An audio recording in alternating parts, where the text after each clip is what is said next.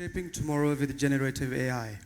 The non-profit School of Tomorrow event series was launched by Beacon House in year 2000 to engage global communities in conversations that shape the future of schools and societies.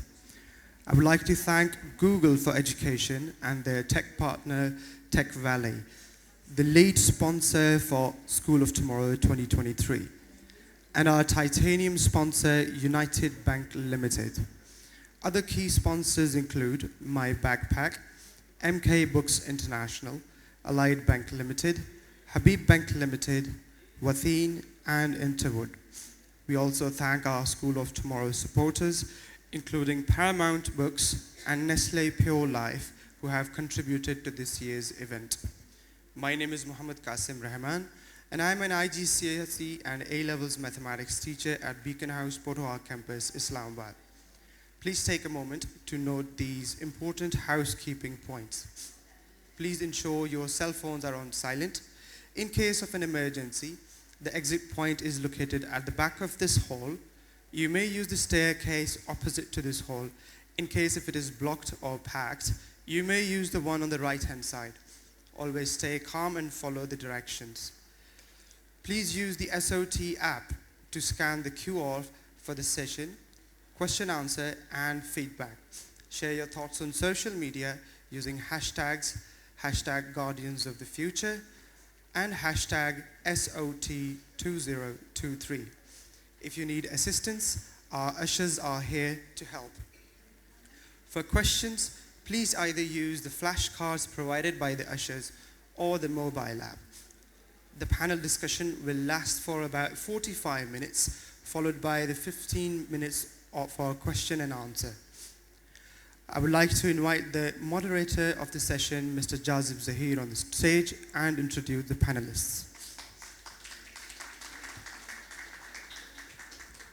Mr. Jazib is COO of Tintash, a global software services firm where he has managed projects for major clients like SESAM Workshop, Common Sense Media, BBC, and Houphouët Mifflin Harcourt. He is an adjunct professor of LUM's teaching courses focused on AI and innovation in education. He has presented at the AI in Education Conference at Chicago in 2019 and has designed and taught AI-focused courses to executives in Fortune 100 firms. He has a BS Electrical Engineering from Stanford and education in technology, innovation, and education from Harvard. Thank you. Thank you, everyone. It's such a pleasure to be here. I know this is the most challenging slot in the day. Hopefully, everyone has had a nice lunch. Maybe is feeling a little doozy, a little sleepy, but we'll try our best to engage you and get you excited about this. Now, it's so amazing to be having a conference focused on the topic of AI. It's the buzzword for everyone. Everyone's so excited about it. It's having so much impact on everything around us. But it's naturally leading to this question that, is AI just a catalyst? Is it for our benefit? Is it speeding things up? Or is it actually throwing certain challenges at us? How do we figure out, is it for our good? Is it for our bad? Is it for something in between? And how do we use it to maximize the benefits and minimize the risks? So as educationists, we're going to be explaining to you how AI has entered the fray globally and specifically in education, and we'll be discussing and debating where it's adding value and where it's creating certain risks. So before we jump in to specific details from each panelist, I just want to briefly introduce them myself, just in 1 or 2 lines each, to give you a sense for how eclectic this group is. And it was really important to bring together a very diverse group with different backgrounds. So from left to right, first of all, I have Uzma Yusuf. She is affiliated with Cambridge University Press and Assessments, and she has a particular interest in early childhood learning. Let's give her a round of applause. Next to her, I have Mr. Umar Nadeem. He is a founding partner at Tabad Lab, which is an amazing think tank doing incredible research on lots of various initiatives. Let's give him a big hand.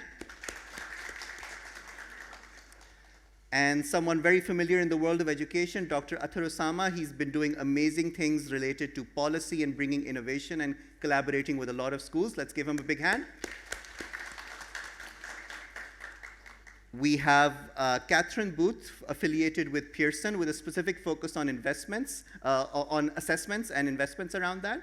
And she is particularly looking at the entire region, including Pakistan. Let's give her a big hand. And last but not least, you see someone behind me who is pioneering AI into the panel. We have Adam, who is going to be brought in strategically to share his thoughts on AI. And we should all be very excited because this is the first time in Pakistan we have an AI avatar that is part of the panel. So let's give him a special AI hand.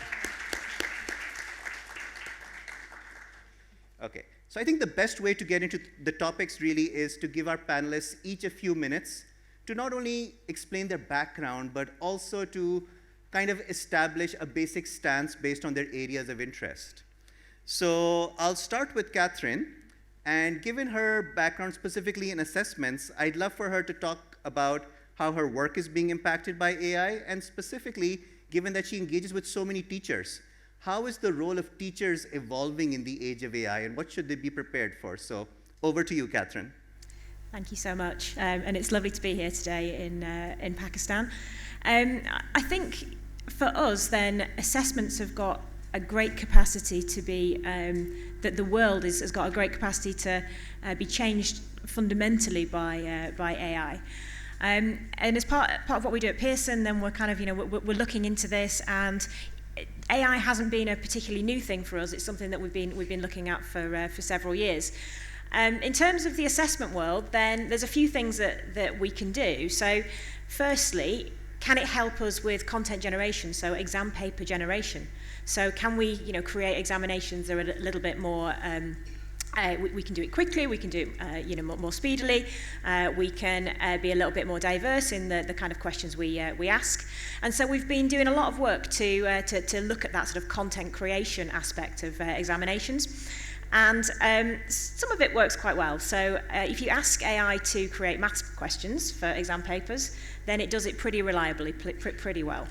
If you ask it to write science questions, then it does it pretty reliably and pretty well.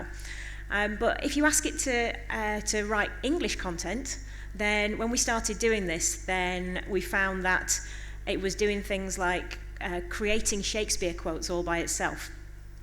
So there's an element of reliability that isn't quite yet there with AI. So I think what we're looking at is saying that I think we're kind of looking at AI as being, it's a co-pilot. So it's something that we use as a tool alongside our human expertise. And if it can help, then we can allow it to help. And if it can't, then we'll rely on our sort of more human angle. So it's something that I think will change over time. In terms of what the future looks like for assessment, then at the moment we're all very familiar with exam papers, but AI opens up the possibility of adaptive testing.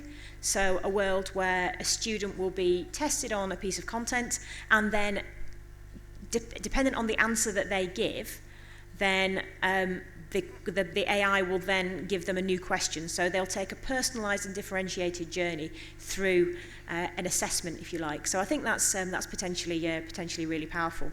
And then on the back end, on the kind of the marking end, then we've already seen that AI has the potential to eliminate bias from the way that we mark our assessments.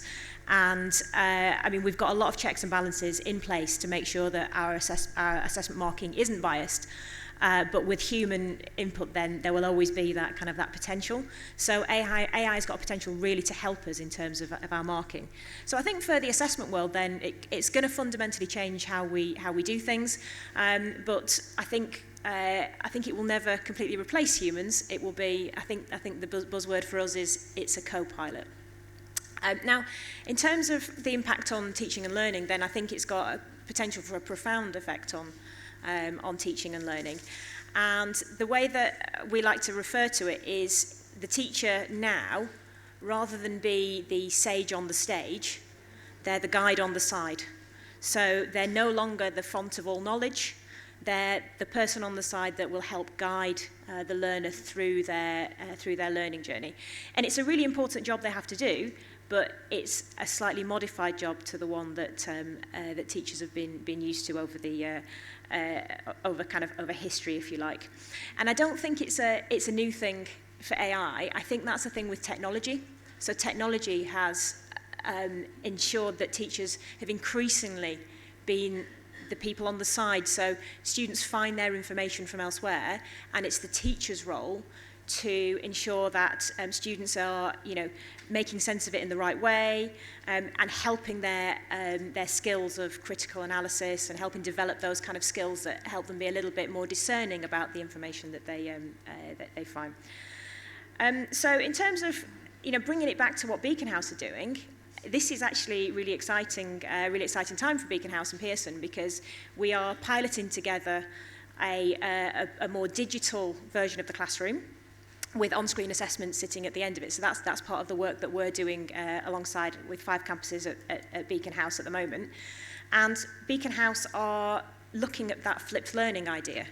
So that classroom now is the students go away and find that knowledge, and then we ask questions about it. So I think actually that speaks a lot to how this world is changing and how kind of AI is exacerbating and accelerating that change. So a lot of what we're doing already kind of speaks a lot to this. So I think the important thing again is that word, that co-pilot word. I think it's really important for teachers to mediate that acquisition of knowledge and to mediate how students interact with it. I think it's about, the important thing about AI is that it's garbage in and garbage out. So unless you ask the right question of it, then you're not going to get the right answer. So it's about kind of teachers helping students to be able to navigate that in an appropriate way. So yeah, so profound changes, I think, for the teaching world and for the assessment world. Thank you so much, Catherine. Let's give her a round of applause. Thank you for introducing the concept of the co-pilot and giving us some inside information on the nature and variation in the kind of content AI might generate. From you, I'd like to move to Ms. Uzma Yusuf. Building on her background with Cambridge University Press and Assessment, I'd particularly like to hear from her on how foundational learning and early education might be changing because of AI. So over to you.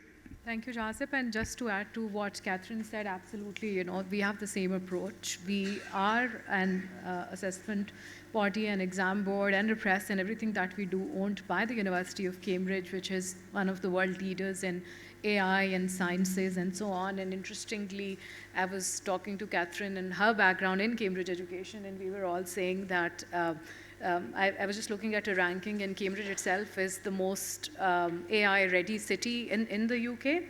But, so Catherine spoke about the role. We are also working a lot with partners like Beacon House at the high end on the summative assessment levels, where we're doing digital mocks. We are co-creating a lot of stuff. We are doing Homebridge exclusively with Beacon House. But what happens till children get there? As we all know, foundational learning is the most important bit, which makes or breaks a child. I think a very important part of my introduction is that I'm a mother of 2 6-year-old twins, a boy and a girl. And once you see your children growing and you see this big wide world full of opportunities and challenges, you want to, maybe that's why, it's a very personal thing to me. What are we doing in foundational learning?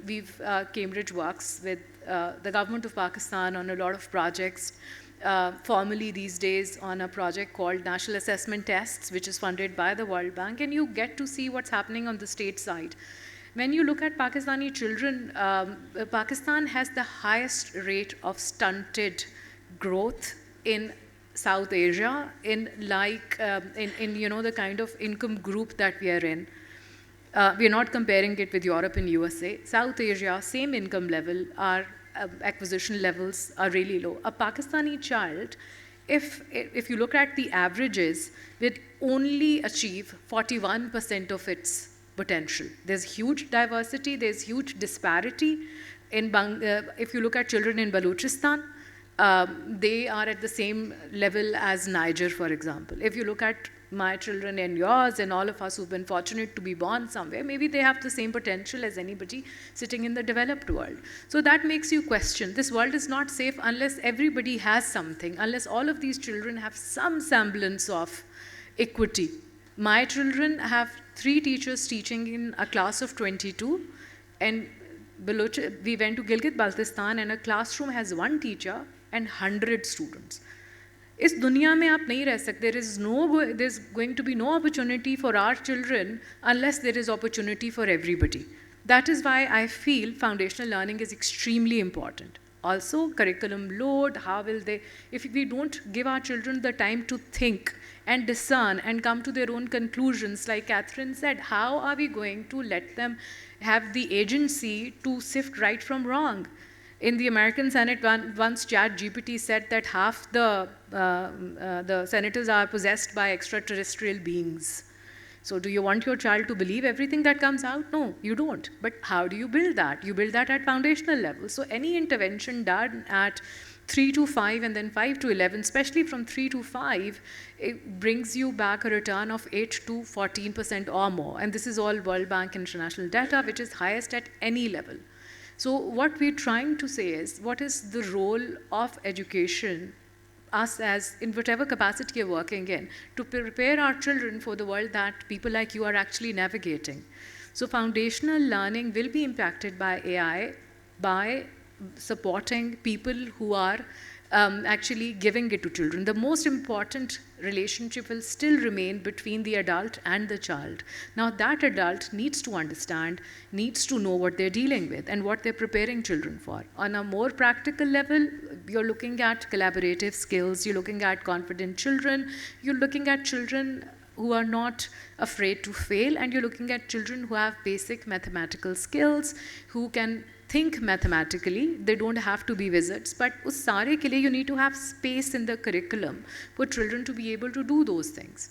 At Cambridge, for example, we are trying to encourage, and it's a part of our curriculum, but nobody teaches it, music, art, physical education, even well-being. But it comes back to the point that we don't have enough trained teachers anywhere in the world, especially so in Pakistan. So foundational, when we start investing in education, all over the world, it's a pyramid that needs to be inverted. People are going to stay in education for far less years, number of years than they did when we were growing up. So that makes schooling even more important. And that's my plea, as educators, as parents, this is the time. We need the most trained teachers. We need AI to tell us what will happen if we don't do this. So that's how I hope AI can influence our decision-making, funding at the right time, intervention at the right time, and preparing our kids for tomorrow. Thank you.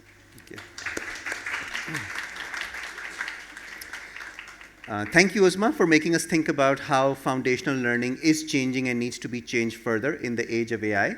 I'd like to go to Dr. Athar now, and I'd love to hear from him, given that he's involved in so many national initiatives around STEM learning, around innovation, and he's been educating universities and teachers on AI. What kind of feedback he's seeing from them? How prepared are they? What has been his learning from interacting with people at this level? Thank you, Jazib. Thank you for this opportunity. So I kind of approached AI from a very critical standpoint initially, but I also feel that it is going to have a major impact on many things. Learning is probably the most important one of them. I think it's going to have a huge impact on the knowledge workforce in Pakistan. Average will not be satisfactory anymore, and a lot of people who do kind of semi-skilled knowledge work will potentially go out of jobs because just the technology plus another person can do their job very well. So this is something that is of a lot of interest to me from both as an academic but also as a educator, evaluator. So about I think 6 months ago, I and Tariq Banouri, who's the former chairman of HEC, we sort of sat down and started saying, look, this is happening. Who's doing what? Are we doing enough? Are we even trying to understand what is happening? So during the course of the process, we sort of created a small group of people, brought together a small group of people. We call ourselves Park GPT. And our hope is that we can, come up with some ideas of how to use AI, particularly in education, but particularly in, particularly within that in higher education and universities. So Tariq and I are really interested in building small tools on top of ChatGPT, perhaps, that could be used by our university students and university faculty members. One of the problems we are really interested in is this idea of using ChatGPT-like solutions to do automated translations. Majority of the university students in Pakistan are not really fluent in English. They don't really understand English very well. It's kind of second or third language for most of us. So why is it that we are forcing people to produce content in English when we have an intermediary solution that can translate things in real time, right? If you go to developed countries, countries that value their language and culture a lot, you will find that there is hardly any book available in English, right? Every single book will be available in their own language in real time as the book is published around the world, but it's not going to be available in English. You go to France, you go to Turkey, you go to any place like that. So and in unfortunately in our country we've kind of failed to produce that sort of a translation movement where all the content is available in local languages. So we have to teach our kids to express themselves in English, and most of them do a very poor job of it. So I think one of the things that we are trying to experiment with is can we build a tool that obviously we need to train this into Urdu and other regional languages, but can we build a tool that would enable somebody to read a text translated in real time in Urdu and then respond back in their language and translate it back into English. Similarly, we are also very interested in building a kind of a personal tutor. Again, all the content of a particular course can be put onto a server, and then the chatbot is able to use that content to have a conversation with the student. So I think personalized education is one area where I think ChatGPT can certainly help, when used intelligently. The teacher cannot answer every single question. They cannot answer the curiosities of every single person in the classroom. So they can give, every student a task. Go home. I've told you something. Go home and have a half an hour conversation with a chatbot and learn more about X, Y, Z, and then come back and tell me what you've learned, right? So I think that kind of a process earlier without this ChatGPT technology was not possible. It is now certainly, possible. Obviously, the technology will still evolve and be, become better. But those are the two avenues that we are really interested in. So about a couple of months ago, we actually ran a short course for university faculty. We trained about 150 university faculty, across Pakistan over a 12-hour or so course into how to use ChatGPT. One, how to use it in the classroom, and two, how to redesign assessments in the university so that they are kind of ChatGPT proof. And over the last couple of months, I've been following about 75 of these, university faculty members into how they're actually using or beginning to use AI in the classroom. And I can, talk more about the feedback from that process, but obviously, everybody's kind of taking it at their own pace. Obviously, we all know that students are mostly using it, and it's the faculty that is kind of lagging behind. And I think, over a period of time, a lot of burden is going to fall on the faculty members.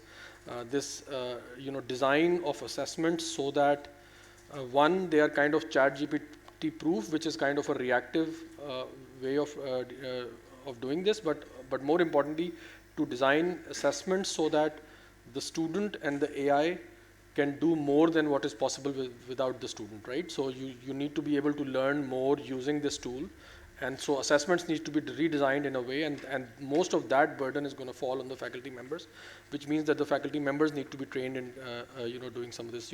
I can talk more about specific learnings that we have from this ongoing study with the universities, but I just feel that schools has an even bigger problem.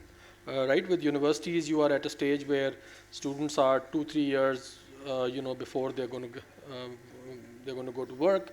The employers mostly don't care, whether you use AI or you do it yourself. And the foundational learning, as Uzma said has already happened. So I think the universities have a slightly less difficult challenge. I think schools have a far more difficult challenge, because if certain type of learning doesn't happen at the right time, then those elements of learning will be lost forever, right? And the students will not be able to learn. For example, if we allow everybody to start writing everything using ChatGPT, then people are going to lose the ability to write a paragraph, right? And I think that's very critical at a very early stage. So we are also very interested to work with teachers in how schools can adopt AI in a more constructive way, and I'm happy to talk further about that later. Thank you, Dr. Athar, specifically for pointing out that something like ChatGPT is a starting point, and we can build tools upon that are particularly useful to us, and how teachers in Pakistan are being engaged by you for kind of these practical considerations. Next, I'd like to give a chance to Umar, kind of building on his policy background. I'd love to hear from him on how policy relates to AI. Is it that AI is so far ahead of policy that policy is always catching up? Or are we already seeing how to think about frameworks to manage AI, to regulate it, to maximize benefits, to minimize risks? So over to Umar.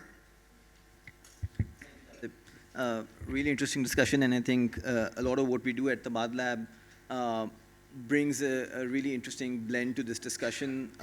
We work on how digital policy and regulations work, and so how they influence the digital ecosystem in any context, and how it's evolved, and how we can strengthen it. And then we also work on education policy and delivery chains, and a lot of our work focuses on the use of technology for education. I think the AI discussion is absolutely pertinent, really current, and is going to become even more important going forward. And I'll try to bring together everything that Catherine, Athar, and Uzma said in a framework for the audience to understand. So one, all the risks that we can associate with the use of technology extend to AI. And so everything around data privacy, protection, cybersecurity, all of that is by default extended to the AI space. The specific risks that the use of AI and the kind of use cases we're seeing extend are on issues of platform bias. And so how are algorithms trained? Are they trained to be contextualized for the environment in which they'll be used and operated in? Are we training them on the right principles? And so the whole debate on the ethics around the use of AI steps in. The second really important aspect comes into play, and that was touched upon briefly as well, is the generative aspect of AI. When we allow AI to create original content by either using cues or prompts or understanding how it processes inputs, how do we ascertain fact versus fiction? How do we ascertain attribution? And what implications that has in a really sensitive context around learning at the foundational levels or at more advanced levels.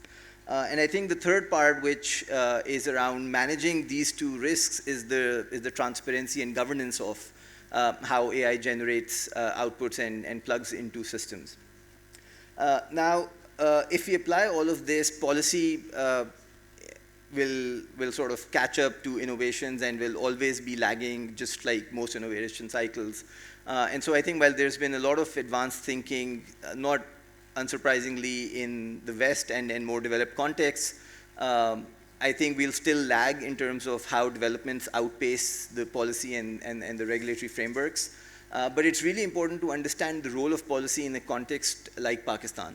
So our extremely low baselines in terms of education attainment at a national level, my view for a context like this is that while the risks are really important and we have to focus on understanding and addressing them, the policy environment and how technology is used in education has to essentially accelerate what we haven't been able to achieve so far.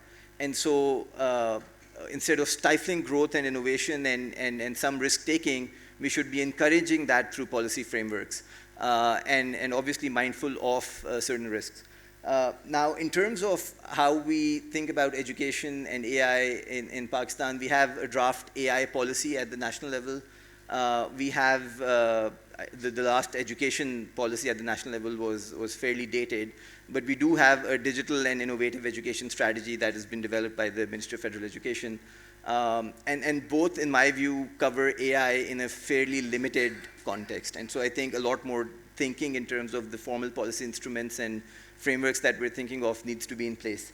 The second thing is, in addition to how AI is used, the enabling environment of what would proliferate the use of AI in the right context has to be really important. So that covers a wide range of things, from financing and resourcing developments and research into AI, how we think about the data part, and I think that's a really important part as well.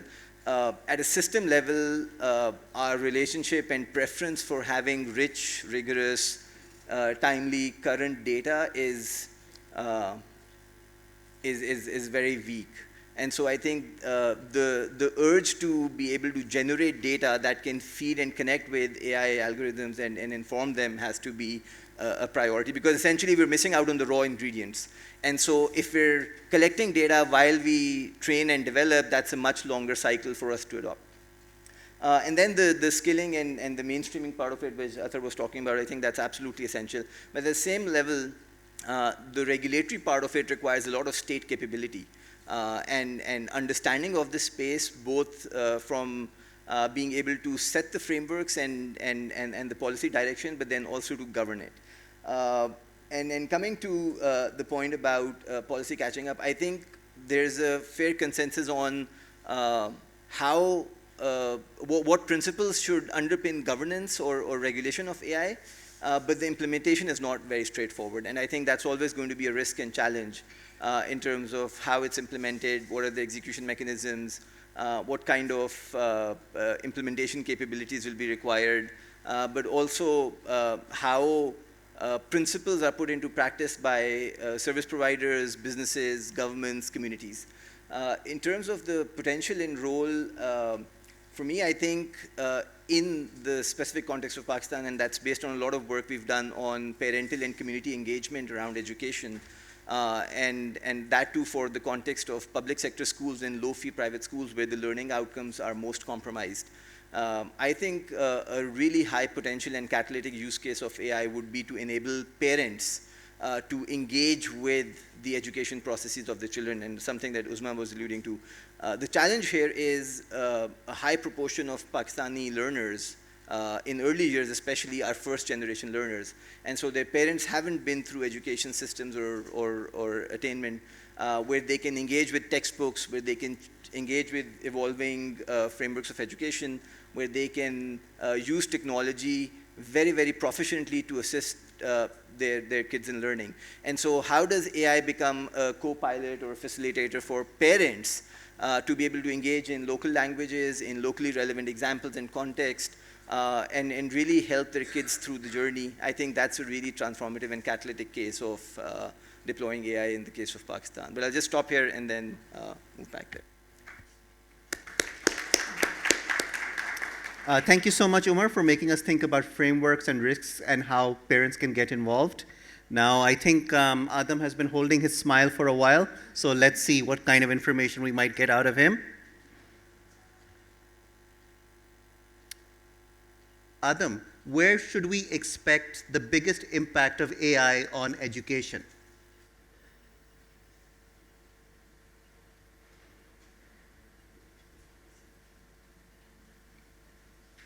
AI could significantly impact personalized learning, intelligent tutoring, and automation of administrative tasks. Exciting times, isn't it? He deserves a round of applause.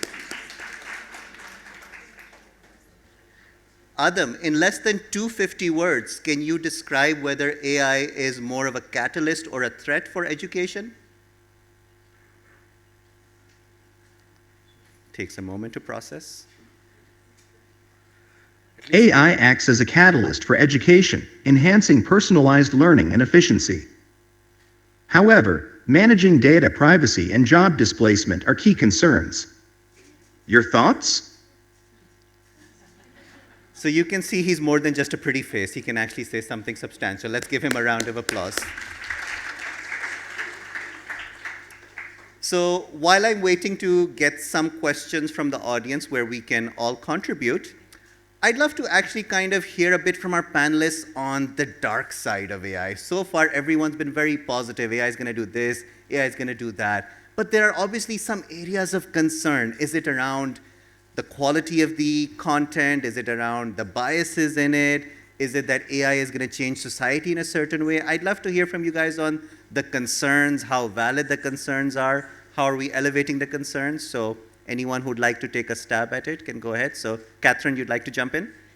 Yeah, I mean, obviously we've got to acknowledge the concerns that are there. I think for me, then it's the children that are the concern, and for us as adults, we're in the transitional generation, right? So we have that base knowledge, we have that understanding of the world and of concepts and ideas, and we can use AI to help us. We can use it to, I use AI. I'm going to admit it. I wrote a speech the other day using AI. It saved me about half an hour. It was brilliant. But what I was then able to do was pick out the paragraphs that worked for me and pick out and get rid of the stuff that didn't really work and change things around a bit, because I had that kind of like that base knowledge and that base understanding. I think the next generation, unless we get a handle on this, then they come into this without that base knowledge and without that understanding of how to use that AI. So then you have potentially people who are like, oh, I don't need to know anything. I can just rely on AI completely. So I think there's a role of educators to really address that. I think, I've taken a long, hard look at kind of what we do as assessors, as an exam board. Does an exam board need to exist anymore?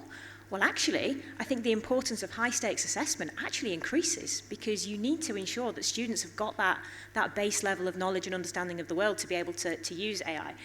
So I think that's a big danger, and I think the corollary of all of this is that you'll have increasing polarization. So you will have people who have got that good education and can use AI as a co-pilot to help enhance their lives, and then you will have people who will access AI to effectively help them run their lives, and they will be completely reliant on it, and that's a danger. And there's lots of spin-offs from that, sort of around politics and around the deep fakes and people like being able to question things. There then becomes a narrative that can be completely driven by the AI, and that's where there's dangers, I think. So there's kind of like wider societal dangers in all of that. Excellent. Thank you so much for sharing some of the concerns around content as well as kind of how people are learning. And from there, let me jump to a question from the audience. So someone is asking, how can AI-driven educational apps be effectively utilized to enhance student learning experiences? So coming back on kind of their positive benefits, they'd like to really understand tangibly how will AI help, building on what Adam told us about maybe personalization. So would anyone like to take a stab at that one? Sure, Dr. Athar, go ahead. Yeah, so I mean, something like what Khan Academy has built, the Khan Migo, and I know it is a version of that is also being developed locally in Pakistan, and I hope at some point we can also use it to translate into Urdu so people can also converse with Urdu. But as I said earlier, I think it's quite interesting what half an hour in half an hour a student can learn while having a conversation with somebody who can give, if not extremely interesting answers, at least kind of half decent answers, right?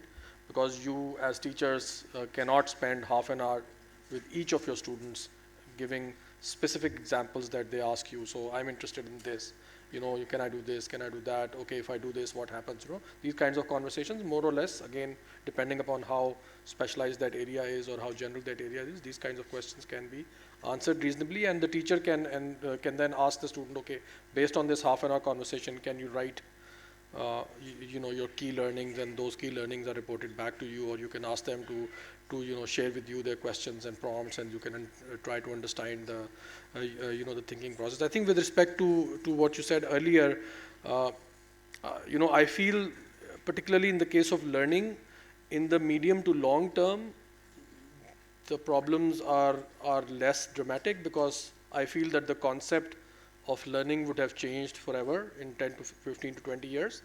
But the interim period, the short to medium term is really painful, because you're going to see a lot of episodes of using AI to cheat, reproducing whatever AI produces.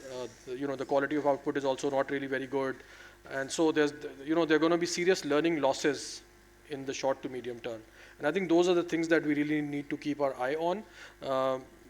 When I was surveying some of the literature that is being produced in the West on this, in terms of usage of AI, particularly in education, we are almost at the same level where the best places in the West are.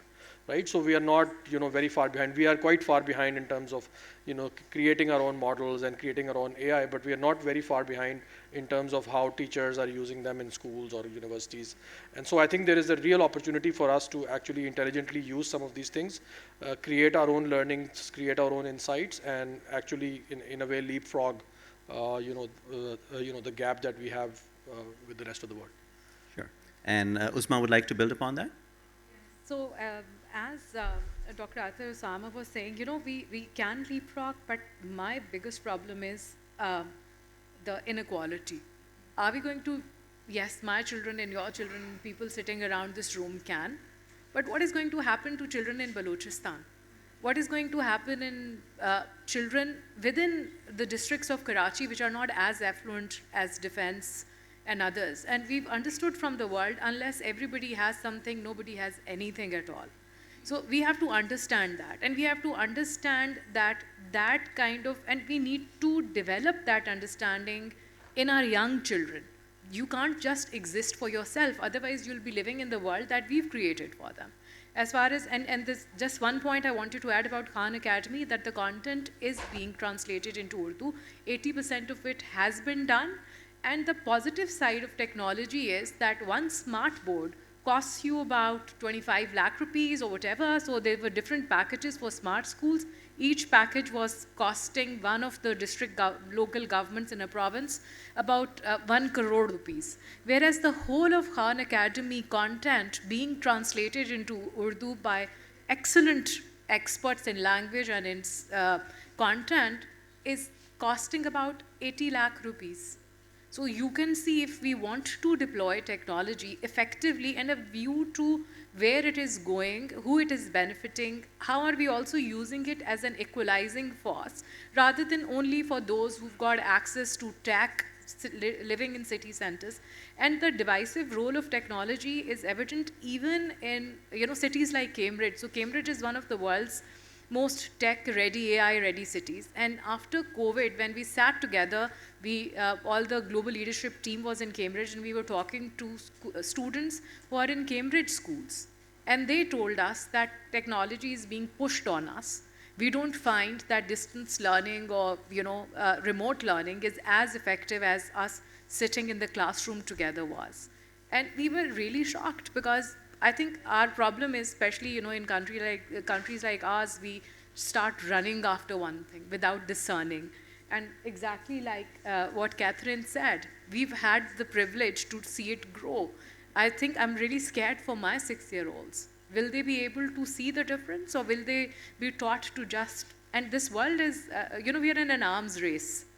This world, do you think all of these conflicts are organic? They're not. The most developed countries in the world are also the biggest arms exporters, with all of their elusive talks and their lofty ideas. They sell arms. And how do you sell arms? When there is conflict, you will sell arms. Do you think AI will not be employed to develop markets for those arms? So it's a very scary world, and we need people who are able to discern that. And that's where education and the role of school, I think, is critical in developing that understanding in our students, but most importantly in our teachers. So unless our teachers know what they're dealing with, how they can train themselves, and then in turn our students, we can't get anywhere. Thank you so much. And I believe Umar would like to build on that as well. Thank you, Jazib. So I think the base or the foundational sort of really strong value proposition is the personalization or the adaptive learning. And for me, that's a gateway to making the education system at large work better. And so essentially what we wait for in terms of formative assessments at the end of the month or large-scale assessments even in the case of Pakistan, a few years apart. I think those really micro interactions that are being analyzed, interpreted, recorded, tagged, could feed into really rich data for decision makers at all levels, at the school level, at the classroom level, at the area and region level, at the policy and decision-making layers, much higher in the governance structures. I think that stream of data, protected and obviously anonymized, could feed into really insightful decision coordinates on how to drive system performance, how to help teachers become better prepared, how to think about content that is being delivered through both systems, platforms, and in classrooms. How do we understand the interactions, the timings, the events in a much more nuanced way? And so for me, it's really about using a lot of these insights from pockets or segments of the education system that are not connected and really bringing them and looping them back into how decision-making at large works. And with AI, even global exchange and learnings and insights could be translated in a sort of trans-border way much more conveniently. And so for me, I think that's another huge value add in terms of how the whole ecosystem connects to make it better. So Dr. Athar, I think you wanted to give this strand of thought to some conclusion? No, so I heard what Uzma said, and you wanted some controversy, so I'll give you some controversy. So, I mean, I'm not able to understand what you're arguing. Are you arguing that we should not use AI to leapfrog the education debate? I'm not arguing for smart boards and things. I'm just arguing for access to technology, which could happen on a 10,000 rupee smartphone as well. I feel we are not moving at all, right? So the education problem that you are talking about, we are not moving at all. So maybe this provides us an opportunity to start moving in a certain direction, because I don't think we'll be able to train enough teachers to provide the kind of education that we need to provide to all of our kids. 24 or 22 million kids are already out of school, and those who are not in the school are also not getting good education. So maybe this is a tool that we can use, like a personalized tutor, like in any other creative way, to try to reduce that gap between the teaching time that is available, or the teaching resource that is available, and and what the student and the number of people we have. So, You at all. I was just saying right kind of technology. So I just said Khan Academy is cheaper. That's also tech. So I was just saying that we need to do it in a way which is equitable, and we need to kind of bring everybody together. No, absolutely. And I mean, again, I think we can use, we agree we try to disagree, but we agree. I think that's a great debate to have, but I saw another very interesting question, and I'd love to hear from some of you guys on it. Someone was asking, should we be making AI a standard part of the curriculum, and how do we do that? So that's probably something we're all thinking about. Let's give Catherine a chance to start. Yeah, I think the genie is out the bottle. There is no putting AI back in the bottle. I don't think we can tell students they can't use it, because they will use it. And there's a question I think that came up around, will it limit students' critical thinking skills? Yes, it potentially will, but that's the role of educators, to come in and make sure that absolutely doesn't happen. And actually, critical thinking skills is going to be much more important in future, because AI, people are going to be able to need to discern what they're seeing in AI, what AI is telling them. So yeah, I think very much we need to learn to work with it, and that's why teachers need to become the guide on the side rather than the sage on the stage. We need to be able to help students deal with it, and help students deal with it ethically and responsibly as well, because that's really important. And actually, part of what Pearson EdXL is doing, we have extended project qualifications where we ask students to do a project, and from this year, we now have an AI extended project qualification. And what we ask students to do is to create a piece of content using AI and critically analyze what that piece of content is. So we're starting to speak to that, because that's going to be what they need in their future. They're not going to go into the workplace and not use AI. So our education systems need to make sure that we deliver on that experience for them, and make sure that they're using it in a proper and effective way. Sure. Omar, I'd love to hear from you on this topic as well. Thanks, Azib. So I think there will be two streams of how AI gets embedded in education. One is more curated experiences that will be through institutions, and I think that's where the role of institutions come in on how those platforms or interactions are curated, and so do they limit critical thinking or do they trigger critical thinking? The other track is the more universal and open access to AI and tools, etc. And so I think, again, if this intersection between those curated and universal experiences is designed well, it can actually trigger creativity and enhance critical thinking. But again, I think a lot of this for me is anchored in the realities of Pakistan, and so I think really basic skills that would enable us to think more critically are lagging. And so if we can use technology, AI, and Athar was talking about 10,000, I think even for 2,000 rupee phones, the content could be delivered through any channel, right? It's really about understanding what content works best, and if AI can fast track that for us, then it's a multi-channel approach to delivering that content. Even if it's designing paper-based worksheets and printing them out, but because those items or those or that content has been designed in a much more effective way based on the learnings through multiple interactions, millions and billions and trillions. And so for me, it's really about how the institutional focus on curating or triggering and enhancing critical thinking works, and how we complement it with more universal approaches and really have those safeguards or checkpoints in place that converge the two. As we're drawing to a conclusion, I'd like us to start thinking about, AI is changing things so fast that what should we expect maybe even in the next 6 months? And I think Adam is itching to answer, so let's see what he says. Adam, what should we expect from AI impacting education in the very next 6 months? So, thinking. At least he's not as fast as us. Yeah. Expect advancements in personalized learning, smart content development, and administrative automation. Ready to embrace the future of education? I like that he has a marketing touch to him. Yeah. Are you Always. ready? So he has been designed correctly. That's how you make it as a human. You're always selling. But I'd love to hear from our panel, what should we expect in the next 6 months? What's going to be big? 6 months ago, everyone loved ChatGPT. Now they're kind of like, it's getting a little stale. What's the next best thing, the next big thing? So what should we expect in the next 6 months now? What do you want to see in the next 6 months? That's a better question. Well, I don't know, to be honest. I think it's very hard to predict even the next 6 months.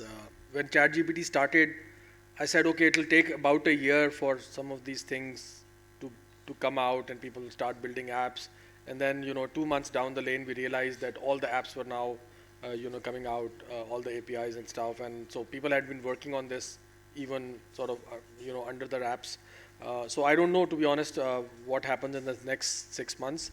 As I said, as I've been speaking to these university professors, they were saying, oh, we have this great trick. We're going to ask the question in a manner that it's a picture that the student can interpret, right? So he won't be able to straight away put that question in a ChatGPT window and get an answer. Now, look what, a month down the lane, we have ChatGPT has the ability to actually read a picture and interpret it, right? So things are happening way too fast. I think, the more interesting question for me is what should we do, right? And I've looked at the AI policy draft that Pakistan has published, and I find it, fairly ridiculous document, to be honest.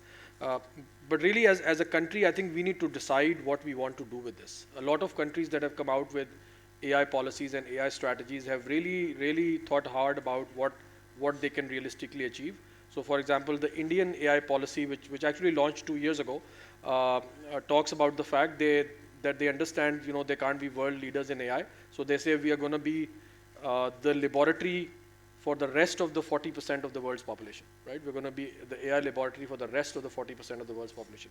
The UK policy says we can't be the leaders, we'll be the leaders in Europe. So we're going to make investments so that we are the preferred destination in Europe. In the Pakistani policy document, there is no such focus. We are just saying what everybody else is saying. I think it's drawn from various policies. So there's really no focus. If you ask me, I don't think we'll be able to build any foundational models or any this really sophisticated, sort of AI. So I think we should, the one thing that we do well is export manpower. I think we should focus on education and learning and training our people to be able to use AI.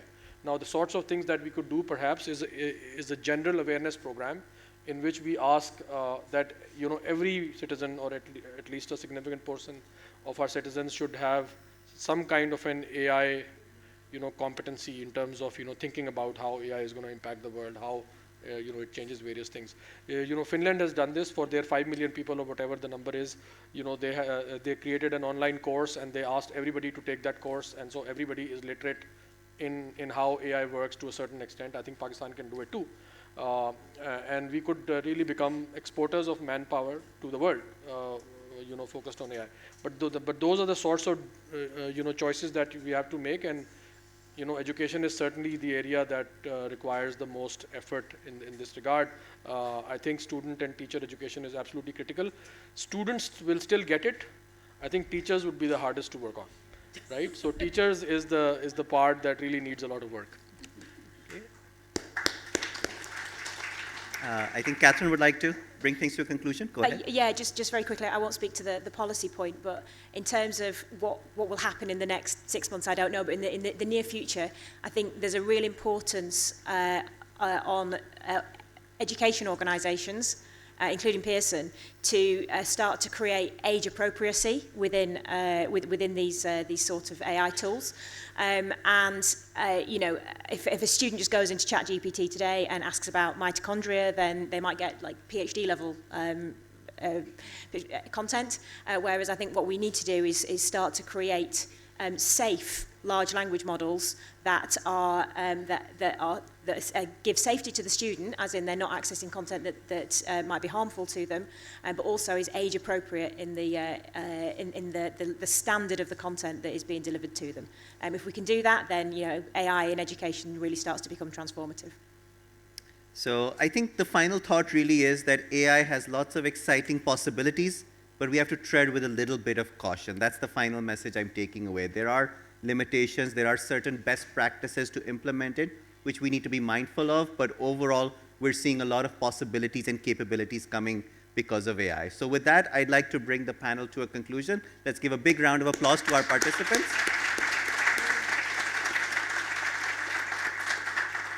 And thank you so much for being a wonderful audience. It's been wonderful to be here. Thank you.